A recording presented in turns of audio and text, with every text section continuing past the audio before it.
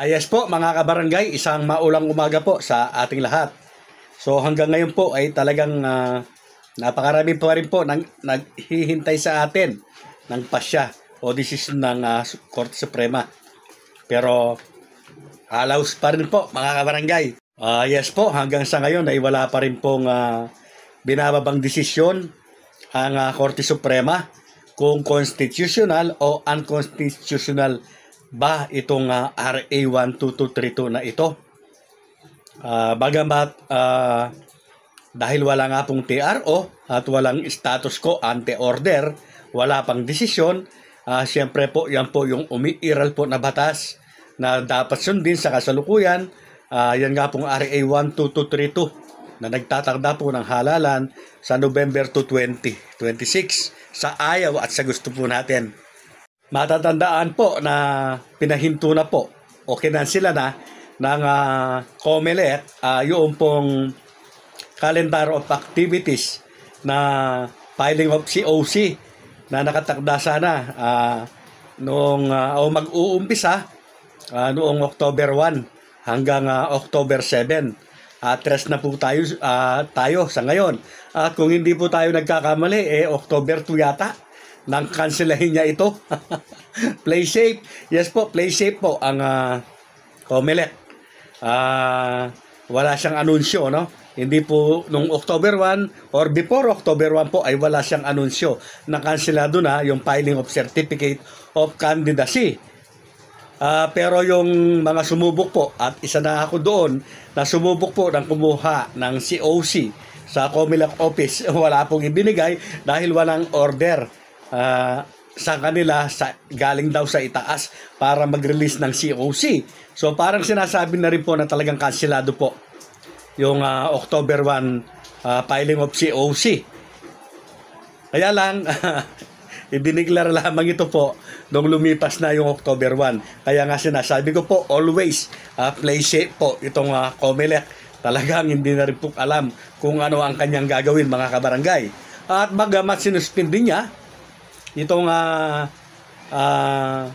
COMELEC activities nga po na patungkol sa halalan sa December 1, 2025 ay may mga sinasabi pa rin naman or nababalitaan, napapanood natin na itong si COMELEC, Chairman George Garcia, sinasabi na yung pinahinto lamang niya yung mga calendar of activities. Pero yung ibang paghahanda po kagaya ng mga bidding yata or pag-procure ng ibang mga gagamitin na pwedeng magamit sakasakali sa December 1, 2025 ay nagpapatuloy pa rin. Dahil po ayon sa kanya, meron pong mga gamit, materialis na binibili or pinoprocure na kahit hindi po matuloy yung December 1, 2025 ay pwedeng magamit kung kailanman, kung halimbawang November 2, 2026 daw ang halalan.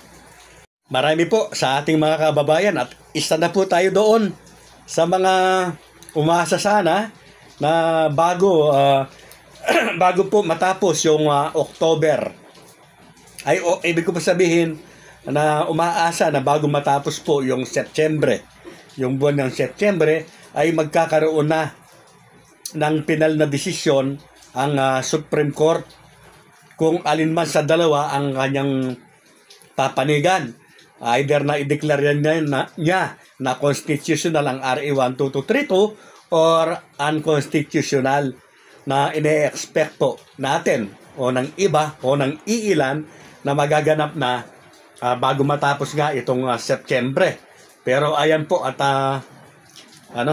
September 3 na po mga kabarangay. Wala pa rin pong desisyon. Napakarami po pa rin sa ating mga kababayan ang hindi po maiwasan na malito.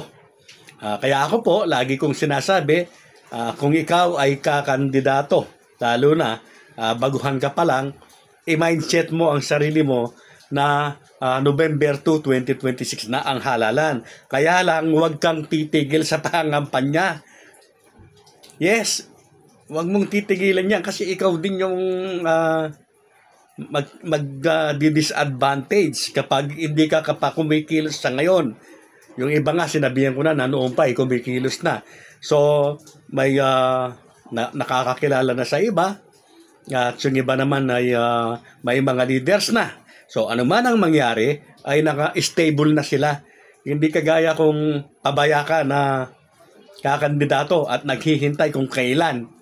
Baka mawalan ka na ng mga leaders, baka hindi ka na makakuha ng mga matitunong leaders kung hihintayin mo pa yung magiging desisyon ng korte. Wag mo nang hintayin, kaibigan, wag mo nang hintayin ang desisyon ng korte. Mangampanya ka na, gumawa ka na ng mga leaders mo, at magpakilala ka na, sabihin mo na, magpahiwatig ka na, nahahabol ka at mga ilan sa mga plataforma ng gobyerno mo ay isalaysay mo na, ilahad mo na. So, siyempre po, aking mga kabarangay, ang paulit-ulit ko po na paanyaya sa mga hindi pa po nakapag-subscribe sa aking channel. Kayo po ay aking inaanyayahan na mag-subscribe. Pakiclick po yung notification bell at all para palagi po kayong updated sa aking mga bagong videos. At anuman po ang inyong magustuhan, pakishare na lang po. Siguro naman hindi lingid sa inyo yung local at national election nga one year before. Kahit nakaupo man yan, meron ng mga placards yan kahit na nakaupo sila. Lalo-lalo na yung hindi pa nakaupo, talagang may mga nakabandurya ng mga poster ang mga yan 1 year before or minsan nga 2 years before pa Yes, at kaya nga kung hindi po nangyari itong ganito at kung talagang regular halalan na magaganap sana sa halimbawang December 1, 2025, sigurado po puno na yung buong Pilipinas ng mga poster at placards po ng mga kakandidato at mga re-electionista o yung mga nakaupo, hindi po ba? Pero ngayon talagang malinis po yung kapaligiran. Kaya napaka-advantage ng mga nakaupo dahil may mga pictures, may mga group pictures sila sa mga barangay hall, basketball court at sa mga iskinita. Yes po, so advantage po talaga sila. At sa mga nagtatanong naman po sa atin, kailan ba daw ang halalan? Mga kabarangay, kahit nga po yung COMELEC ay hindi pa po niya alam or hindi pa rin po siya sigurado na November to 2026 na ang halalan kahit siyan po ang umiiral na batas. Dahil nga po nakapetisyon itong RA 12232 at hinihintay po ang anumang magiging desisyon po ng korte.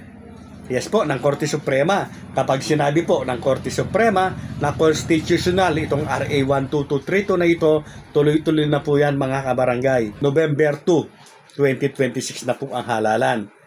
Pero kapag sinabi po o dineklara na unconstitutional yan, mga kabarangay, kung hindi na po pwedeng maganap sa December 1, 2025 dahil sa kakulangan po ng oras ng preparasyon ng COMELEC ay maaari pong mamove po yan at 2026 na rin. Ang hindi lang natin alam kung kailan, kung sakali po na madeklarang unconstitutional yan.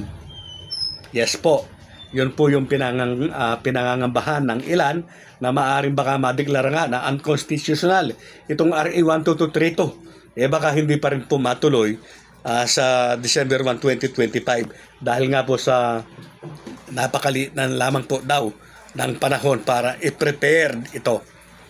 So, ganun pa man po,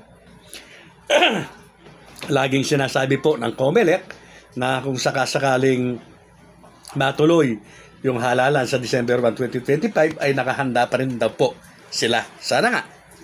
Muli po, aking mga kabarangay, ang umiiral po na batas ay itong RA 12232 na nagtatada ng halalan sa November 2, 2026. At yung Supreme Court ruling po na nagtakda ng halalan sa December 5, sa December 1, 2025 ay natakpan na po nitong RA 12232 na ito. Siya po ay wala na. Pero mayroon pa rin po siyang pag-asang mabuhay kahit nakokonting-konti lamang po. Kung ang RA 12232 ay idideklarang unconstitutional ng Supreme Court bago matapos yung December 1. Kasi baka eksaktong December 1, dideklarang unconstitutional, ano pang mangyayari? Or December 2 na. Mga kabarangay, lagi po nating tatandaan na ang hinihintay po nating desisyon ay manggagaling po sa Supreme Court. Kaya kung kayo po ay aspirante at talagang nais na humabol, lagi po nakagwardya, nakaantabay, kumikilos. Huwag po kayong magpabaya, mga kabarangay, dahil hindi naman po masasayang ang ikikilos po ninyo ngayon kung sakasakaling sa November to 2026 ang halalan. Ang mahirap ay yung mabulaga po tayo na hindi pala November 2, 2026 ang halalan. Mas malapit pala dyan. Baka hindi ka handa, ikaw rin.